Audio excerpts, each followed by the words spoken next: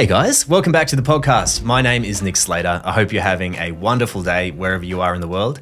Today we have an absolute banger. You'll remember Danny Clayton from his days on Channel V, where he ruled our TV screens for many years. But these days, in his own words, he does whatever puts a smile on his face, whether that's DJing, MCing, or stripping down to his budgies to swim across the ocean. Danny has a natural gift for storytelling. And in this episode, we hear some hilarious stories about his Channel V days. We learn about how TikTok and social media has shaped the music industry and get an idea about what makes Danny really tick. Stick around for my wrap up after this very engaging conversation with the lovely Danny Clayton. Yeah, when I got the news that I had to move the old place, I was bummed for like 2 hours. And then I thought, what if I could turn it into a positive, get a really good second room and then invest in some good gear and just really elevate the podcast and kind of kickstart a little bit of momentum. Such a Slater move. Be like, let me take something that's really bad and negative and turn it into something that's positive. Yeah, well, you know, there was a good night of freaking out because I love that old place, but it's funny, as soon as you start looking and just flipping that mindset, turn it into a positive. And I feel that that's pretty common with moves as well. You do end up finding a better place. Yeah. I mean, look, you're talking to someone who was legitimately homeless for a little while. So like I slept in my car. Did ya? I was on television and I was like sleeping in my car. I just didn't tell anyone because I was like embarrassed. This was when I was really, really young. With these Channel V days? Channel V days, early Channel V days. Before they started paying you? Yeah. No, but like legitimately, like they didn't pay me like I was like minimum wage, which was like comical in itself because I was going out and then people would be like, "Oh, TV guy, like, oh, you're loaded because you're on television. Go buy us around." And then I would buy everyone around because I was like, "Oh yeah, I guess." Yeah, and then I'd buy around and be like, well, there goes my food allowance for the There's week. Another $200 of credit card debt. Yeah, I mean, and then I would like survive. I can't believe this. I used to survive on baked beans on toast for like weeks. Breakfast of champions. But also dinner of champions.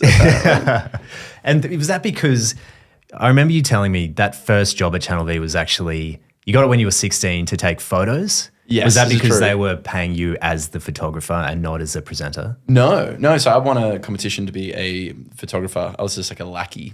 Right. And I was just turning up for free and taking pictures and then they'd throw me on air and they're like, "Oh, this is good." And then that was it. That was my kind of steps into that world. And then I thought, this is where I want to go. This is what you want to do.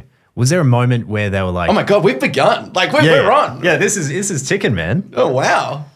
We're straight into it. I just backdoored it just to catch you off your guard. This is it, right? This is like the Nick Slater, like the charm. the You're like, approach. "Oh, I'm just having a casual conversation," but meanwhile. Tell me about your trauma. Yeah. I'm like, "Oh, let me tell you something. Just don't tell anyone about it." Before we do go any further, I would like to say I feel quite honored for the maiden voyage with your new setup. In the new space? Yeah. Yeah, what do you think? I feel like we're like getting on the Titanic for its first kind of sailing out into the ocean. Well, its maiden voyage. hopefully it has a different fate, but... Oh, I'm not a historian. I don't know what happened. Mate, it feels good in here. I'm pleasantly surprised by how it sounds.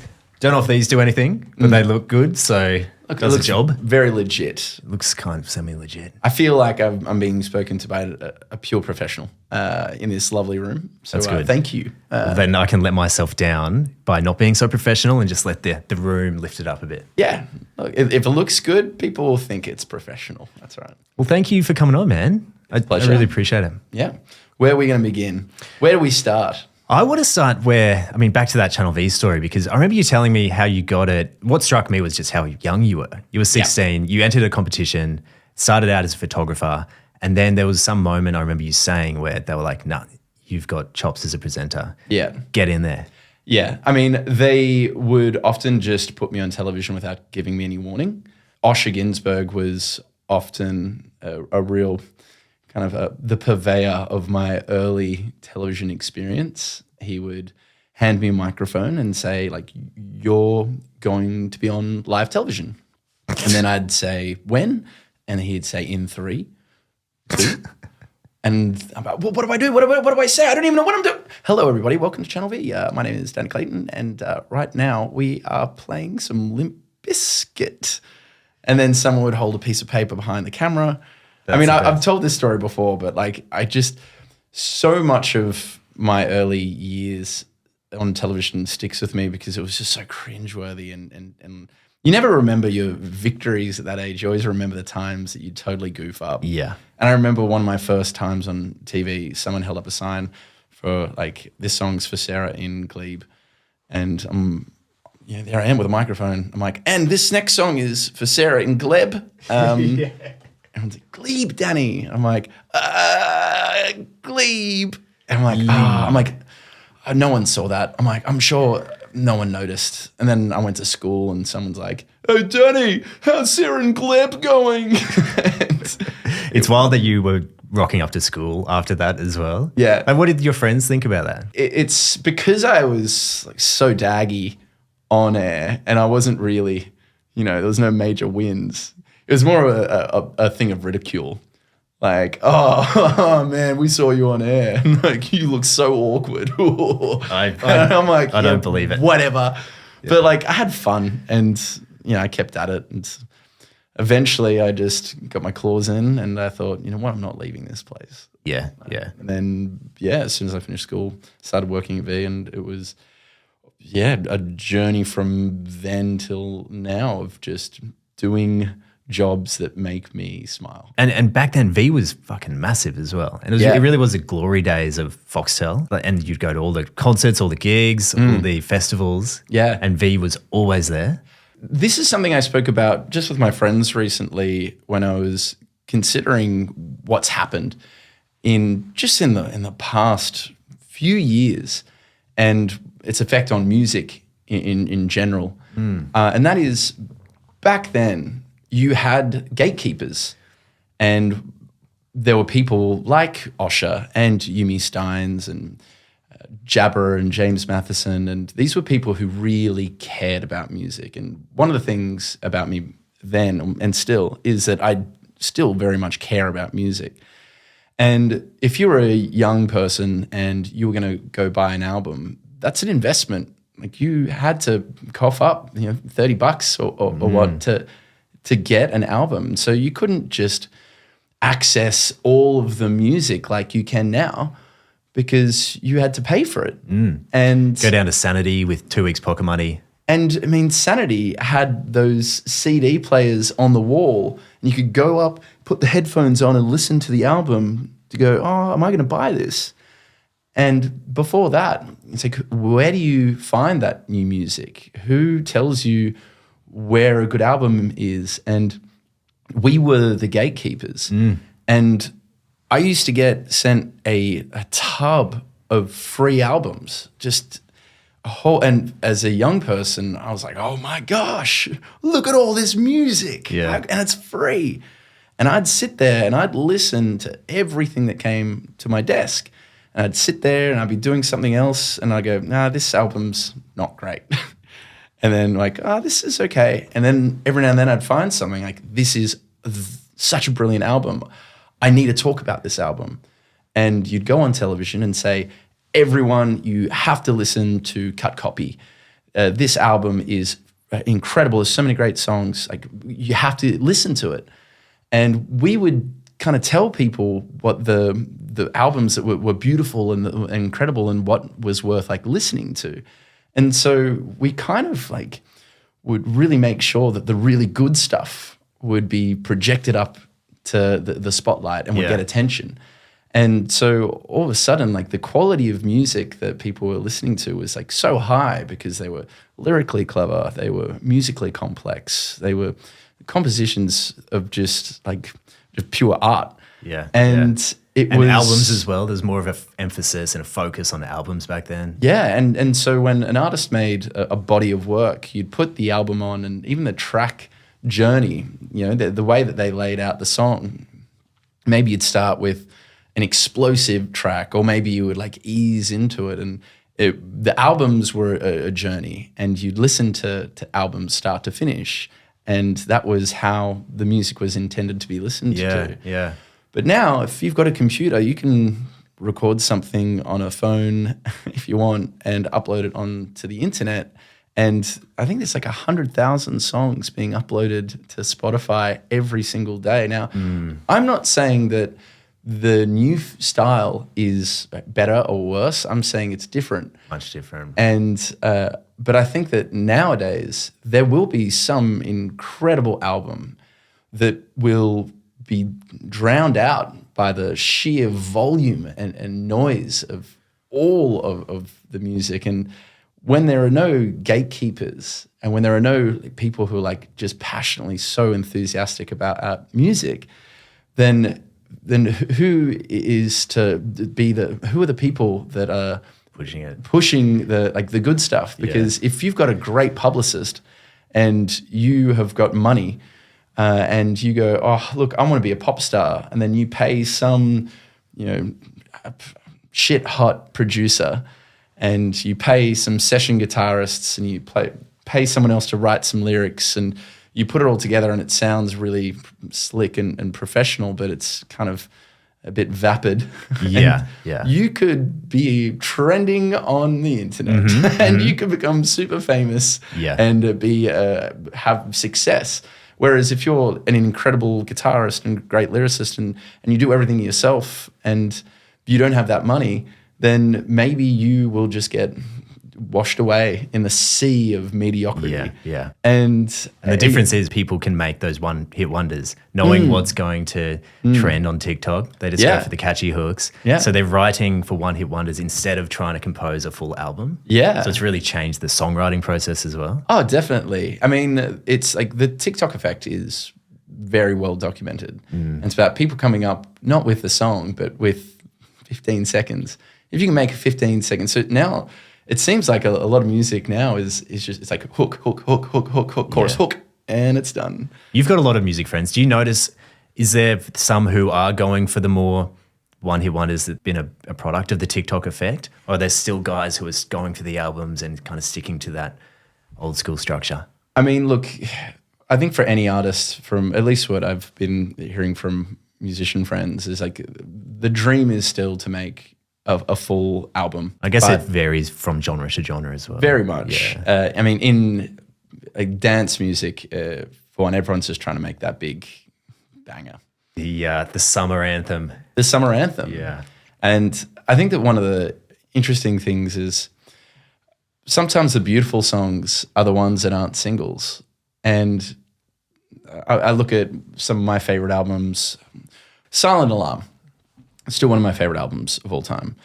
There are songs on that album which are my favorite and I love, and if I go back and listen to that record, I'll listen to Pioneers or I'll listen to Bluest Light. And these are songs that aren't going to get played on the radio. They're not going to be pumped on Hit FM. Yeah.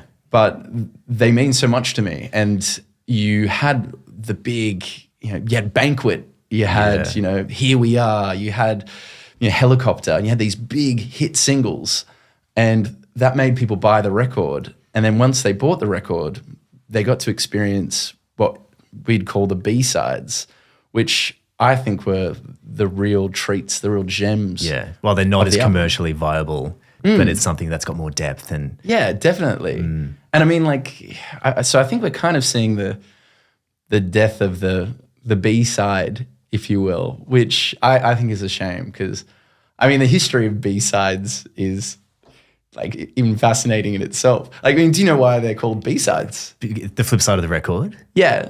So you had the A side and then you had the B side.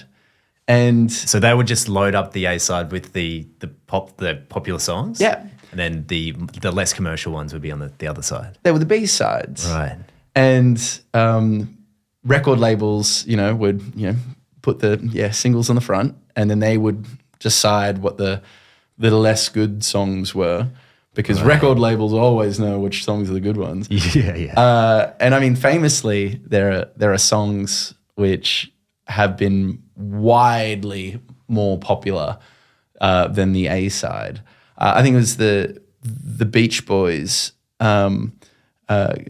God only knows what I'd be without you. was a B-side. Right. Because that's not a hit single. And that was like the biggest song Isn't that wild? from Yeah. that particular record. And then famously, Paul McCartney and John Lennon had written 2 songs. And Paul had written Hello, Goodbye. And John Lennon had written I Am the Walrus. 2 very, very different songs. Yeah. And they had this massive argument because they both wanted the A-side. And so the record label released these albums called double A-sides. It's like, no. Let's not get crazy here. So it's like, no, this album doesn't even have a B-side. They're both A.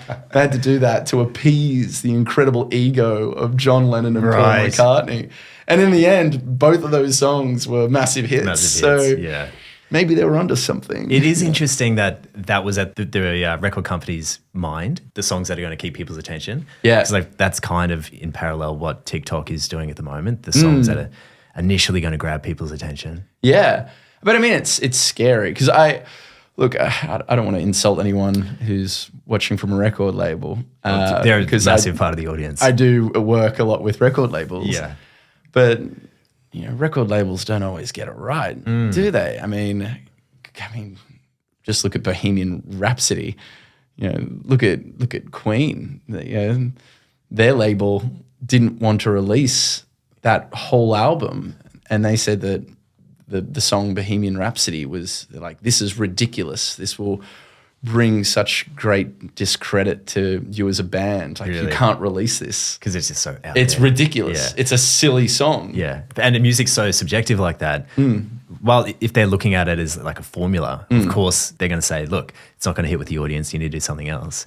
But it's so wildly different that it found a place, and it is where it is today. And I think that's what, to bring things back, I think that is what I'm worried about in music. I think that the weird and the wonderful might start to get watered down if we're living in this world where the TikTok hooks are the ones that get all the attention. And if people want to get their music out there, they have to slip into the format, the online algorithm format. Otherwise, no one will hear their music. But, there's that side of me, that positive side that thinks that good music will find a way. A little bit like, in Jurassic Park, life will find a way. I think that it's like, if you've got a beautiful, beautiful song and you put it out there, maybe like the power of that song will find a way to reach its audience. Yeah. There is hope in our attention spans and our taste, and I think podcasting is proving that. People do have attention spans for the right content. In the music industry, not to get too negative on it, but is there general annoyance that most of the money is made through touring, and while they are trying to get onto the Spotify algorithm and that's where you get seen, that's obviously not the biggest moneymaker. Are people frustrated that their main source is touring? I mean, if we go back, bands would play gigs and they would gig and they would gig and they would gig. And that's how they got their instrument and live performance chops up. True. And, there was an era where that's the main source of income for a band was performing. And then there was that little spot in the middle, the sweet spot, where it was album sales. And now with streaming and access to any song you want with the click of a button, it's reverting back to doing shows. And for me, I've always thought that the music industry has to have some sort of shift, like a change, because I think that musicians should be, it's a job. They're performing a job, but unlike a regular full-time job where they have job security and they've got, access to certain mental health or physical health resources and stuff like that.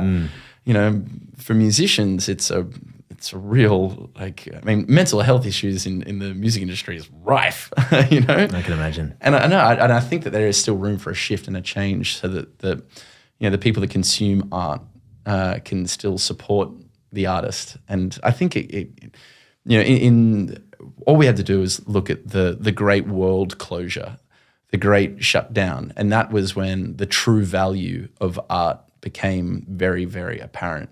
Because when we're all stuck inside and we couldn't go out and do whatever we liked, what did we turn to? We turned to poetry, music, film and art to kind of get us through. And I think that was like a moment where we're like, okay, so the artists of the world might be undervalued right now. And I know when people think of artists or like musicians, they think of the Lady Gagas and the Adeles and the big top tier ones. But I think it's like the mid-tier bands who are performing all the time and having their songs streamed countless times. They're the ones that should be making much more money than they actually are. Yeah. Thank you for coming to my TED Talk. No, I completely understand. Because with the streaming, you've got to reach tens of millions of views to actually notice an impact to the pocket, right? You would be amazed how little the lower to mid-tier bands get paid from having many, many, many streams. It's like, I've had 1 million streams. Sweet. I could buy a house with that. No. It's not great. It's not great. And then divide it up against 5 people in the band. Oh, yeah. And then your management fee, your publishers, the label, that gets split so many ways. Quickly. If songwriting is so incredible, if you're in the room with someone, they're getting points on the song. I'm managing an artist at the moment. I was going to ask you about this. Her name is Lilith. And Lilith was someone who I met doing work with a charity called MAD, Musicians Making a Difference. And she came in and she was quite shy and quiet. And I heard her sing and I was immediately just blown away. I was like, you are incredible. Like, you're amazing. Turned the chair. And I did. I turned the chair and then I realized that it's like it just takes a few calls to kind of project someone into a whole different path. And so, not to name drop, but I ring Ruben from Peking Dark and I'm like, dude, you have to get this girl in the studio. She's incredible. And he's kind of such a talented producer and songwriter that, so many people are trying to put, singers in the studio with him. And he's like, oh man, he's like, really? And he's like, well, you've never asked me to do this before, so I'll take this girl. Let's see what happens.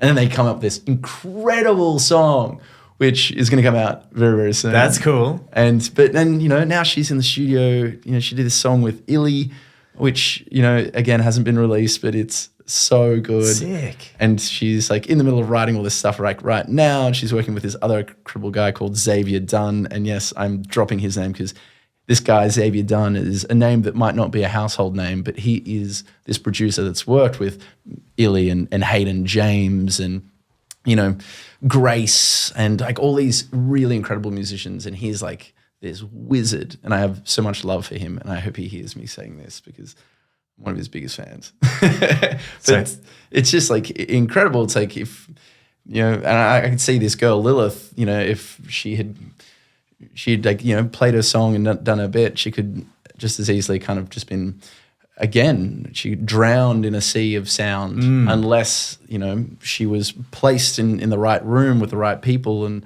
projected. And this is a name that I know people will like recognize in, the years to come. People be like, oh, wow, Lilith. And like, so very proud of her. How's she finding this transition? Working with these cool artists, sort of being thrust into popularity and getting these songs out. How's she finding it? She hits the ground running. Like I could throw her in the studio with whoever, and if there's a mic, and she'll write lyrics on the spot and then just sing. And she's got this angelic voice. She's going to get compared to Billie Eilish so much. I love it. Very cool. Yeah. It's interesting going back to the TikTok thing as well. I'm not sure if she has a social media thing, but I imagine the artists who are really good at social media, they have a better chance these days. Yeah. Whereas the more quiet traditional artists who are just working on their shit at home, they've got less chance of exposure. Yeah. Well, I mean, like unlike me, like she, like TikTok and Instagram and all that kind of stuff has been a part of her life from the get-go.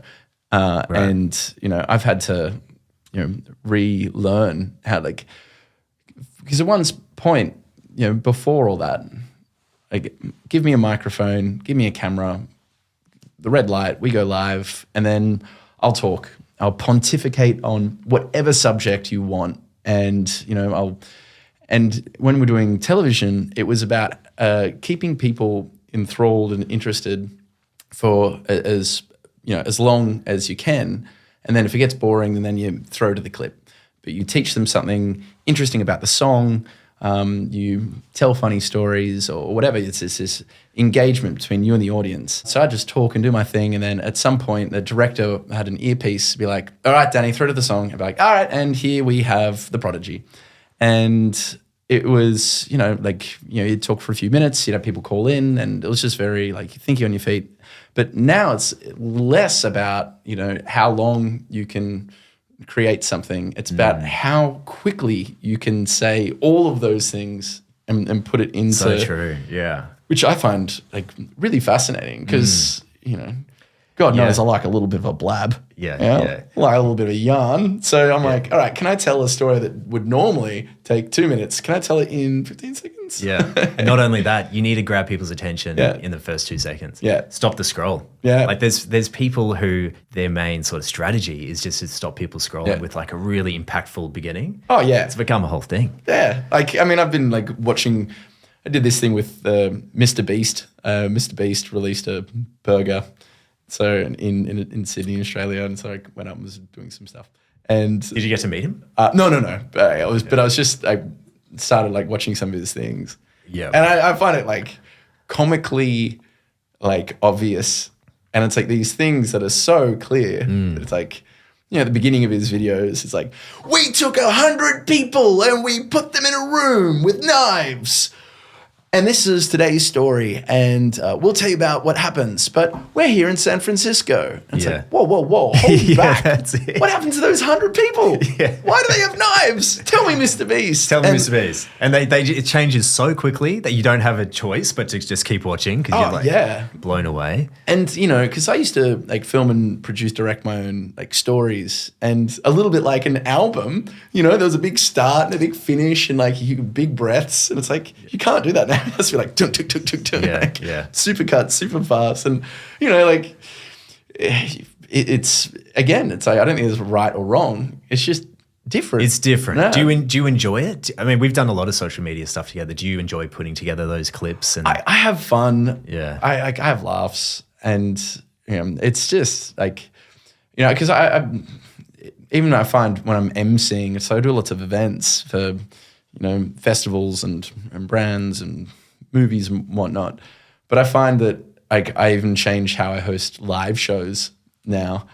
Instead of, like, slowing down and taking a breath and, like, talking to people and stuff, like, I'll get up and be like, how quickly can I be on stage and talk and get off stage? Right.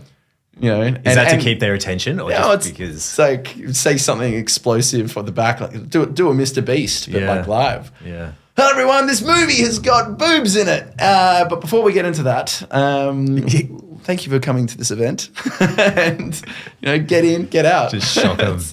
Shock. Did you hear that thunder as you were doing that? It was just like the perfect sound effect. Yeah. No, actually, I paid a guy with a Is his name with a hammer and a bin out there just to hit it. Brilliant.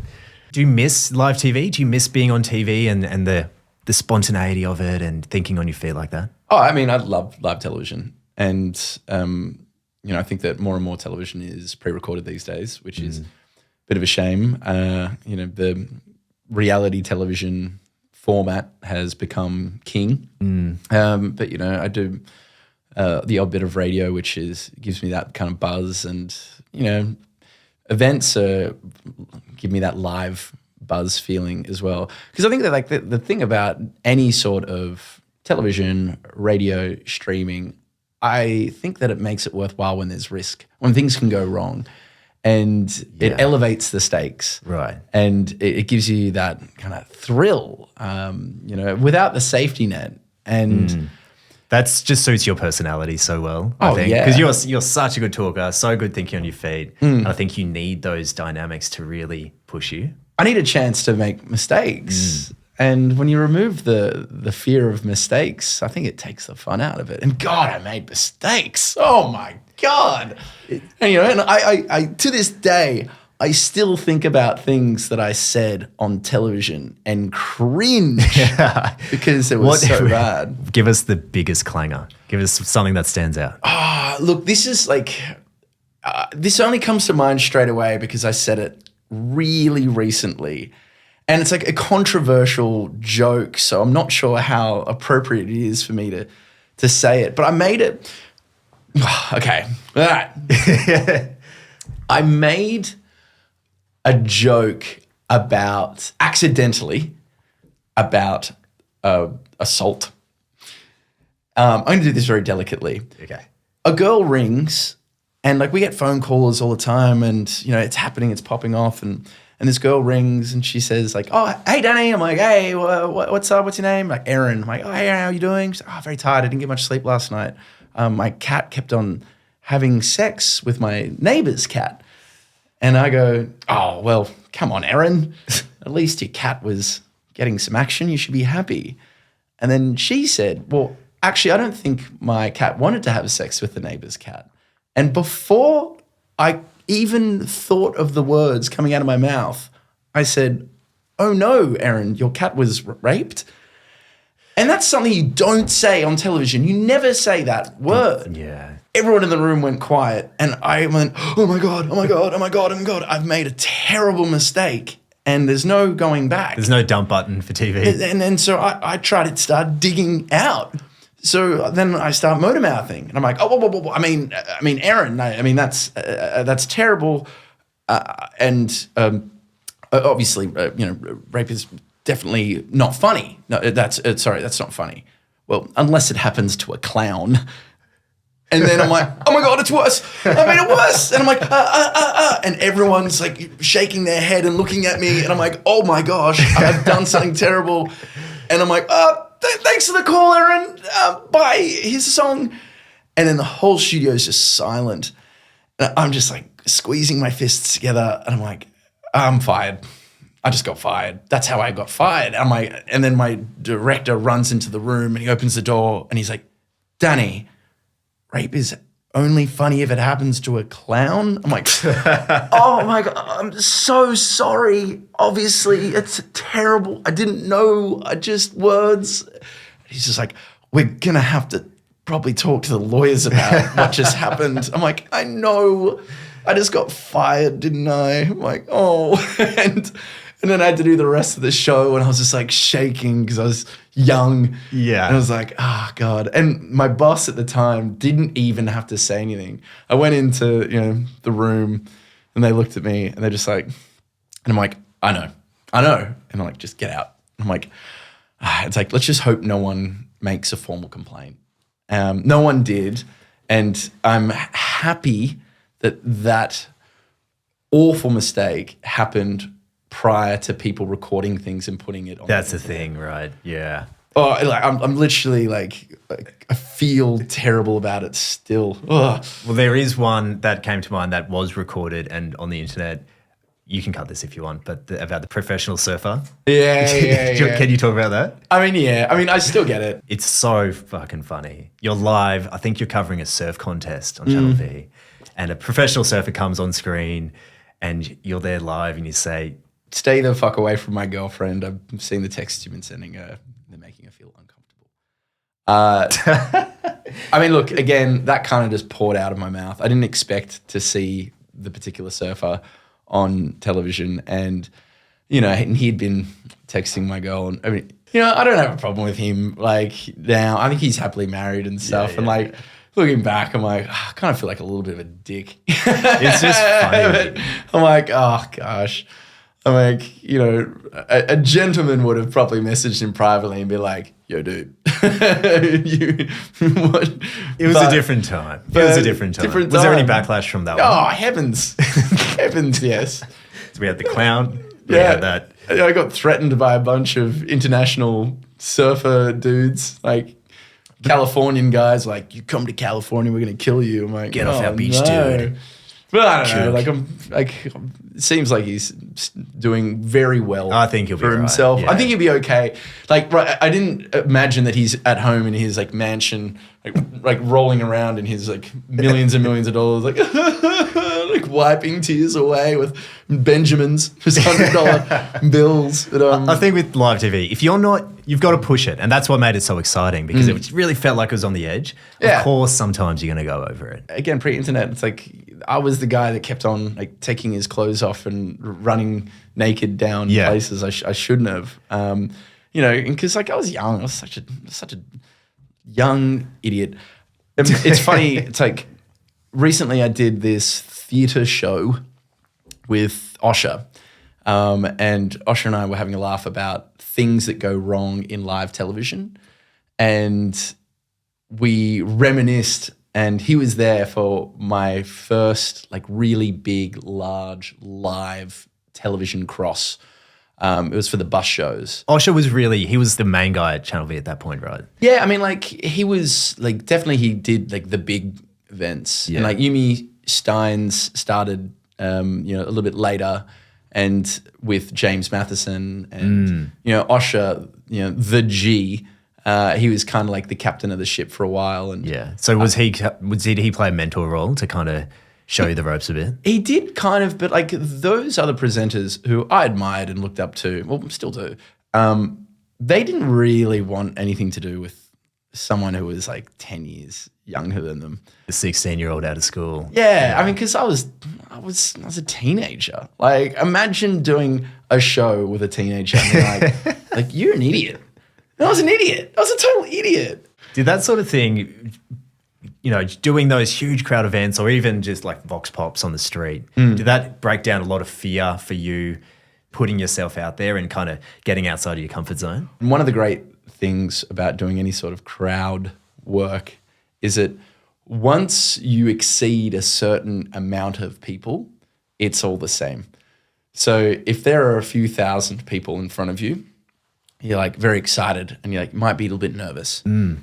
But then if you take 5,000 or 50,000, it's all just a big shape. Right. And I will feel just as nervous or excited in front of 5,000 as I would in front of 50,000. Yeah. You'd stand there, and we did the big bushfire relief concert, and I was standing in the middle of a stadium in front of an entire like packed stadium, and on stage talking through a microphone, and you can see the front row.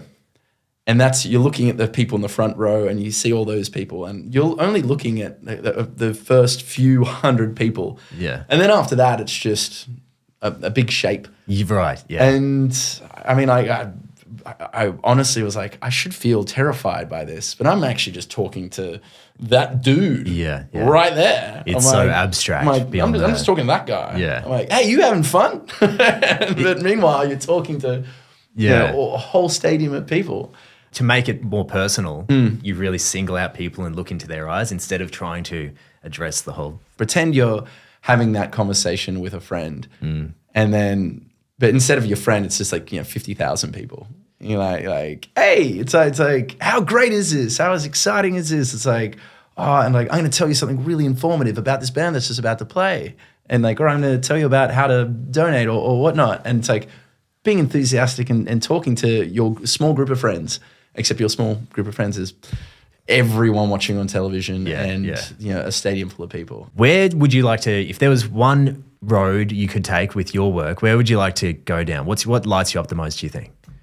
I loved doing travel television because it's not exactly a new idea, but I think that there is nothing greater to expand a person's mind and their empathy than to travel and to see what it's like for other people to live in other parts of the world. I think that it's so easy to, I mean, I live in Bondi, where we do have this beautiful beach and idyllic sand and surf and ocean. And I think that if you stay in your hometown or you stay in your own place for too long, it can convince you that that is the world. And I think that there are so many beautiful places in the world that when you go there and you kind of experience different culture and different people and stuff like that, it really does put things into perspective.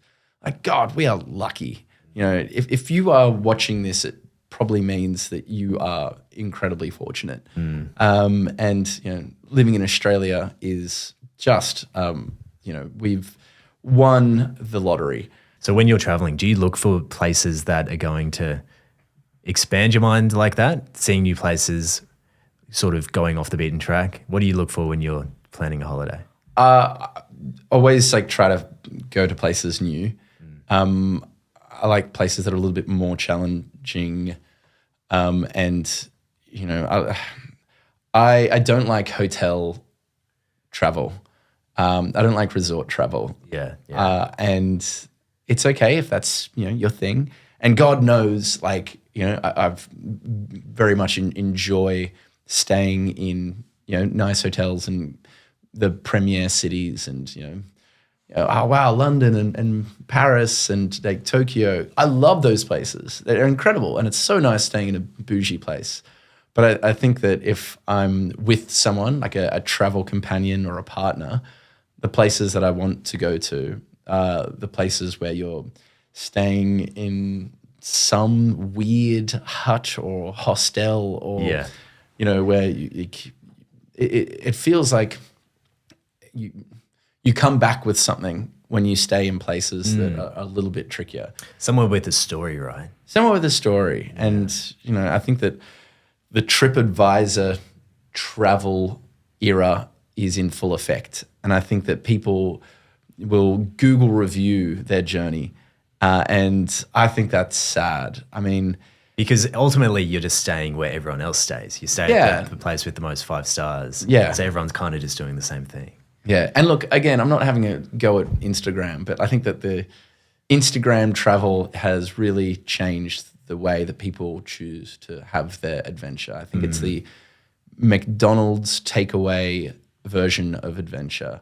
And, I think that it takes just a tiny bit more effort to do something unique and special and, developing yourself as a human when it comes to travel. I mean, I really admire your approach to travel. You basically said you prefer to spend less money at home because you prefer to invest in travel. And I mean, you've got 4 or 5 trips coming up in the next couple of months you were telling me about. But going to New Zealand in a few days, but that's nothing special. But then going to Italy right after that. And I don't know where I'm going to go. Yeah. I know that I'm landing in Italy and then I could plan a trip and see, have something really, really organized, which obviously I do.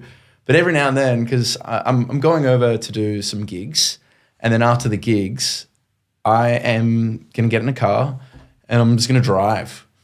I'm going to go somewhere. I don't know where. I'm going to be by myself. So I'm just going to drive, pull into places, talk to some locals, see where the next place to be is. And I was love say, that. It's not that you like the chaos of that. You just like the unplanned nature of it and just not knowing where it's going to go. Yeah. That's where the stories come from. Well, when I'm with someone, and if I'm with a companion, I will typically be the one that will plot the course and be like, I want to go here, here, here, and really squeeze the most out of that trip. But if I'm on my own and I don't need to worry about someone else and their experience and, and trying to, because I always end up trying to make that person have a good time and having fun together. Yeah. But if I'm by myself, I know that I'm comfortable sleeping in terrible, I've slept outside. I slept under a bridge once in Serbia.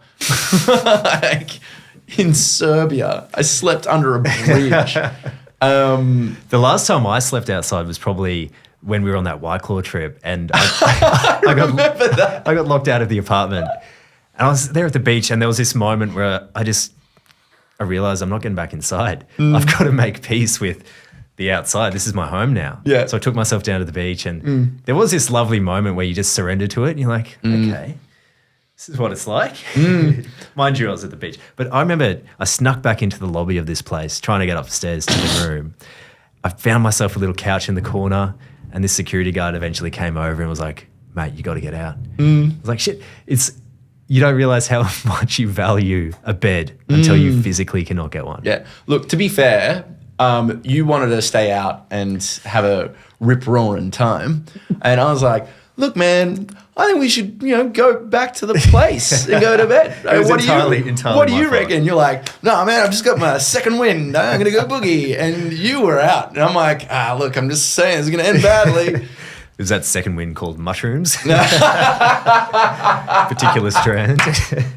Quite possibly. Do you enjoy those social media trips, going away with a brand and a bunch of creators, influencers? I love it. One of the things that, I find is that I know that typically, it's considered, you don't want to be a sellout or whatnot. I love working with brands and getting the most, but mostly with brands that I like. And we did that job with White Claw. I love White Claw.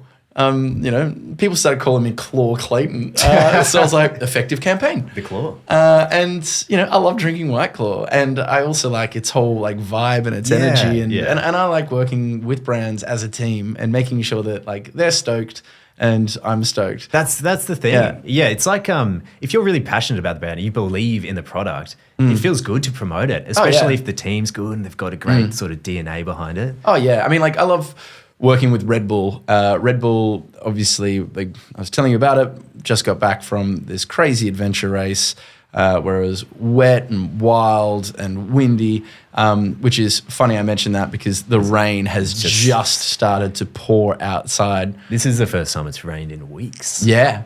But yeah, I love Red Bull and I loved doing their events because it's so things that I love, like the billy cart racing. What's silly fun? The Flugtag, where people are launching themselves off a giant 10-meter platform with homemade planes. Yes, this is me. It's my core. I'd go to those things if I wasn't working with Red Bull. 100%. So when it comes to partnering with people, I love getting the most for everybody. Particularly if I'm having a really good time and getting paid for it. Yes, that's a nice little bonus. And at the end of the day, you're working with other people. It's like any other job where you've got relationships. And that's what I love about the White Claw things is because we've become such good friends with the guys on that team. So it's just like catching up with your friends and you want to do a good job and just it's a win-win. It's like a mutually beneficial thing. It's quite funny because I did turn up to that super multi-sport event with all of these health, super athletes, and they're all there with their nutrition brands and covered in all these health stuff. I literally turned up to the race with this ginormous White Claw duffel bag. And everyone's looking over, with their sports brands patched all over them. With the camel packs on. Yeah, and they've got their camel packs and covered in Nike gear. And I've got my White Claw bag. I'm like, I'm just here to party, guys. So tell us about, it was the Red Bull Defiance, right? Oh, yeah. Because you've limped into the apartment today. Yeah, looks like you've been shot in the leg. Oh, yeah, both legs. What was the format of the comp? Format was, there's a sprint on day one, where you sprint on the beach, soft sand, and then you kayak out into a storm around some boys, and that gives you your starting position for the next 2 days. And the first day, you're doing a 10-kilometer whitewater rafting down this swollen river, which is just chaos, and you're burning through all this energy. And after an hour and a bit of just rowing your guts out, then you get off that and then you immediately do this 25-kilometer run through mud and forest and vines and it's just absolute chaos. I mean, I showed you this a video of me just sliding down this near vertical hill. Pouring rain. And the going's slow and then all of a sudden you have to run up this huge hill. And then when you're absolutely at your wit's end after doing this for hours and hours and hours, you have to get on a bike and then do all of that, but just on a mountain bike. And you're flying down these hills and there's these jumps that kind of appear out of nowhere. And you're doing this for 10 hours. Yeah, yeah. 11, I think, on that first day. Wild. And then the next day you're doing like this 14-kilometer kayak to an island, and then you run around the island, and then you kayak back, and you get back on the bike, and then you do another run. It's crazy. It's nuts. People shouldn't be doing this. Was there any points during that where you're like, this is it? Yes. I cannot go on. Yes. You just is it just that Everest thing, Mount Everest? You just put one foot in front of the other and just keep batting away? I mean, yeah, look, making a comparison to Everest is definitely fair. Right. But yeah, I mean, when you're in the middle of a forest, it took you 5 hours to get to this point in the forest.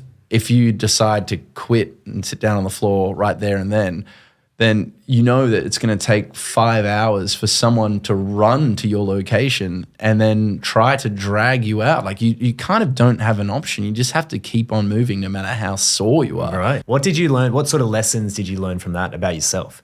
You're like, I have more endurance than I thought? Oh God, this is dumb, but I learned that I can laugh about just about anything. In fact, the worse the situation, and as when things are just awful, that can be when you can laugh the hardest. I know that sounds a bit tripe and ridiculous. It reminds me of the clown story. Yeah. Well, I mean, I was running and like my neck got ripped open by a vine and I was like bleeding, and my running partner like she like twisted her ankle a little bit, and it's like we're in mud and we're sliding down this hill and my bum's covered in bruises and wounds. I've got leeches all over me, and like I look at her and I'm like this is heaps fun, eh? And like we're just like laughing our heads off in so much pain. I was like, we've only got like we're pretty much like done it. I mean, we've only got like another 15 hours left of this and we're done. It's like, it's so easy. And I think that like a sense of humor can be a powerful tool. I guess sense of humor just is a way to detach from the reality of it. Detach your emotions from it. Yeah. Do you think coming back to normal day life, you're like, this is a breeze? Oh yeah. Well, I mean, like walking to your house was, a struggle. Not so much. But I mean, one of the really interesting parts about this is that you can't listen to music while you're running or cycling or anything because there's so much going on. You need to be able to hear, and you need to, taking away your sense of hearing and being distracted by music would actually probably be dangerous because you need to be constantly focused on rocks and roots and cliffs. And so you raw dog it. You raw dog the whole race. You don't have music just to escape, and you can't detach from your body. Right. You're just so present in your body. But your mind does wander. And I kid you not, I was in Lord of the Rings for a lot of that race. What do you mean? I was pretending that I was a dwarf and I was scaling the Misty Mountains. And I realized that I was losing my mind. Because we dwarves we're natural sprinters. We're wasted over the cross country. Very dangerous over short territory. I don't see a dwarf when I see you, Danny. I'm a very tall dwarf. But my brain would do anything to try to take me out of my body. Interesting, yeah. And every time I'd slip away to Lord of the Rings, I'd be like, no, this is dangerous. I need to come back to Danny and focus on not hurting myself. Because I stacked it on the bike. And I bet you did. it hurt. Yeah, those conditions look gnarly. Oh, no. Was there a celebration afterwards? What did you guys do? Well, we drank a lot. Yeah, and you need 2 beers and you're wasted. I was halfway through a beer. Yeah. And I was tipsy. Your body's so just dehydrated. Yeah. It's the day before the race. I can't explain. I'm going to give you way too much details. I had like these 2 plates, think of a pizza box sized plate of food. I had 2 of those. Like I ate like 8 kilos of just pure carbs. Pasta and pizza. Pasta, like these just lasagna and like just bread. And on the race day, I didn't poop at all. Yeah. I'm like, I don't know what happened. It's like my body was like and utilized everything. Used it. So I'm like, what's going on there? It's a life hack, Danny. That's it. I was like, maybe if I run 150 kilometers every day, I'll never poop. It's science. Where does sport and all of these hobbies you do, whether with swimming, you're a massive swimmer. I am now. I track your swims on Instagram sometimes. You're swimming from Bondi to Bronte and back, which for people unfamiliar is a really long way. Yeah, it's a bit. And you're doing it in winter. What you obviously love it. What's the motivation behind it? Is it for purely fitness or is it the social aspect? Why do you love swimming? A little bit of everything, I guess. Yeah. My housemate is the swimmer. He was captain of the swimming team. His name's Oliver Looms. He's a brilliant man. And he always tried to encourage me to swim. I wasn't for it. I mean, if I was going to swim, I might as well surf and do something fun. Yeah. Swimming had no interest to me. For those who don't know, there's a group in Bondi called the Bondi Salties. Shout out. Shout out. I think they've had a shout out before. Have they? Yeah. Who gave them a shout out? I can't remember. Maybe Tweeds. Oh, Scott Tweedy. Yeah. Of course. He probably would have turned up just to take a photo. He didn't even swim. Get the togs. Yeah. I mean, I put Scott Tweedy and you in the same kind of category of like two of my friends who are just disgustingly good looking. Just annoys me. That's very generous. Never have to work went to a school day in together. your life, you beautiful smug bastards. Anyway, enough of that. The swim's right. I mean, I wasn't a great swimmer. I started doing the Bondi Salties where we'd meet in the morning at 6:30 and then swim across the bay. And then on the weekends, we started swimming to Bronte. And I had this wetsuit with a hole in it and it'd fill up with water and I was very, very slow. And, you know, I would have to catch up eventually. And I was like, I kind of enjoy this. But again, it's like, it's that tribe that people find solace in. And when all the gyms were shut and the only exercise you could do was swim, I was like, it was like a real like lifesaver. Like mentally, it was just so good to, you know, connect with other people and also have a time just to be out in the middle of the ocean. And Mark Twain has this, I mean, I'm going to drop a quote on you. Drop some knowledge. Mark Twain has this phrase, which I find so funny. It's called swallow the frog. And I like it because it's absurd and it makes little to no sense. Who eats frogs? But he said, in the morning, you should swallow the frog.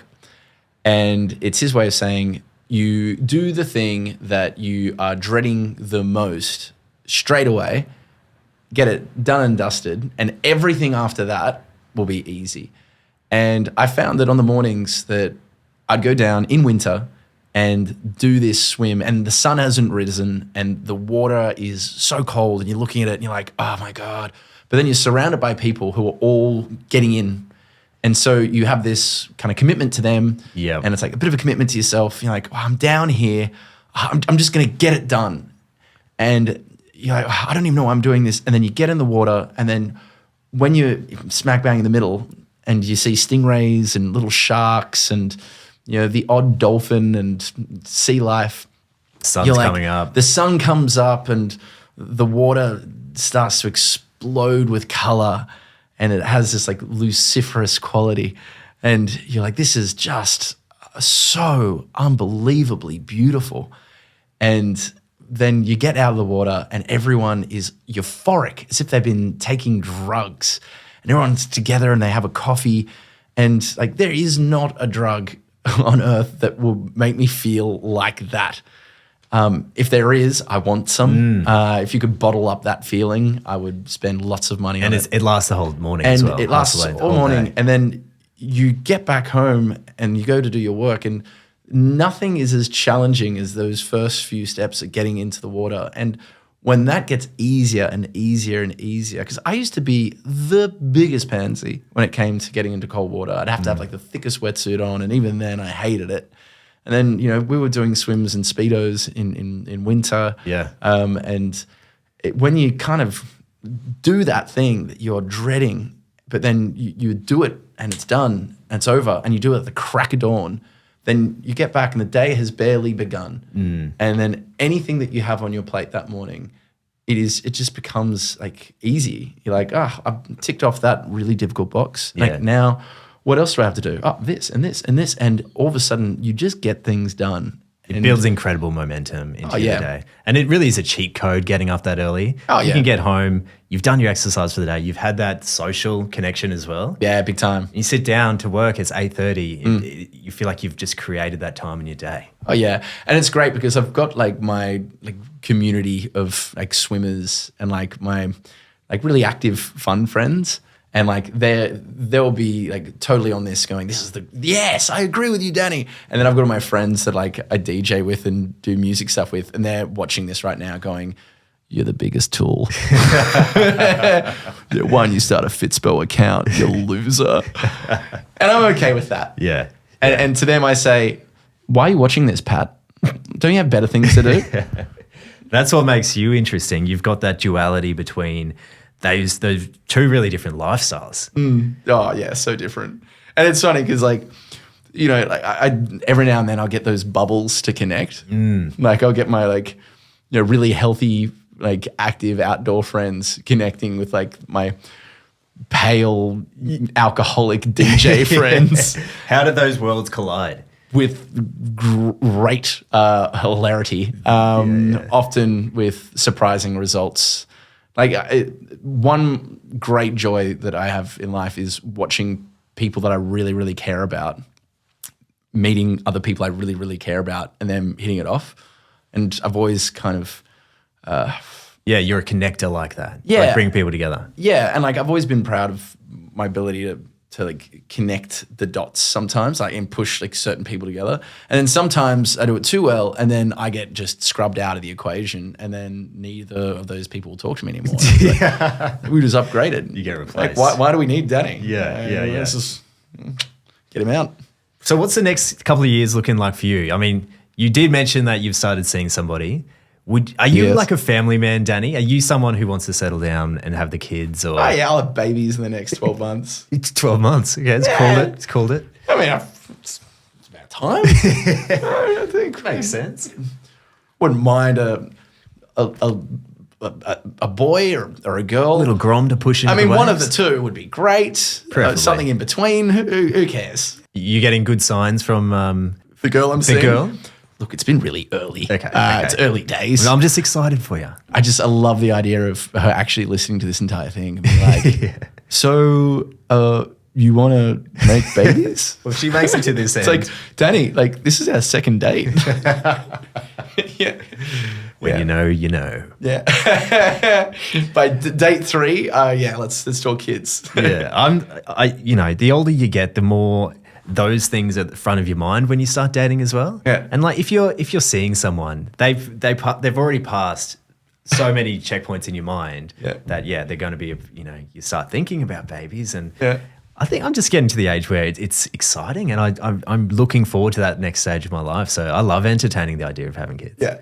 I'm just going to throw it out there. I think you'd make a great dad. Do you reckon? Yeah. I think you'd have the cheesiest jokes. Yes, that's all I'm going for. If I've got the dad jokes, be very happy. I think it's funny because my friends are all having kids, and I'm like talking to them, like talking to my friend Jackson, and he's like, hey, what are you doing this weekend? He's like, oh, I'm going to like a neighbor's like child's 3rd year birthday. Like, I'm going to a 3-year-old's birthday party, and I'm taking, my son, and it's like, yeah, cool. He's like, oh, what about you, Danny? I'm like, I'm dressing up as a priest and DJing on a mountain in New Zealand. He's like, oh, cool. Is that working for you? I'm like, yeah, I guess. I'm like, It's going to be fun, man. yeah, it's going to be real cool. Anyway, have fun at your 3rd birthday. But they'd be looking at you going, wish I could still have that. But I do think there's room to have both. Yeah. Like I don't like the idea of becoming a dad and just having to stop doing fun shit. Oh, of course not. I mean, like one of my favorite lines from one of my best mates. It's like we went to the cricket, and he was just glowing about how much he loves his son and daughter.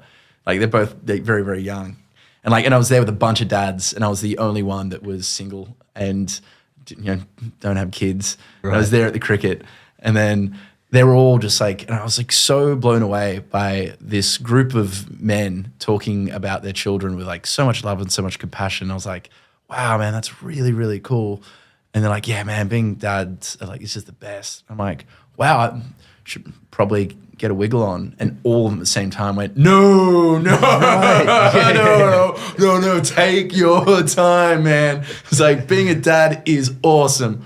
But man, just do this right now. Enjoy yourself. Whoa. That's the thing, right? Mixed messages. Yeah. Come like, on. Okay, so it's awesome and the best thing in the world being a dad, but it's also pretty good getting drunk at the cricket. Yeah. It's like, all right, don't know what to do now, Nick. What do I do? I don't know. This is a question without notice, but there is one question that I ask everybody before they go. Once, but I didn't enjoy it. It hurt way too much. This is in line with what we've been talking about, but in the theme of the show, who is the person you are becoming? As in, who's the version of Danny that you aspire to be every day you get out of bed? Wow. I aspire to be kind. And I know that sounds cheesy, but I think that in a world where so many people are ambitious to be, powerful and wealthy and sexy and cool, I think that all of that is just, we've got enough of that. And I think that what we kind of need are people that are kind and make people laugh.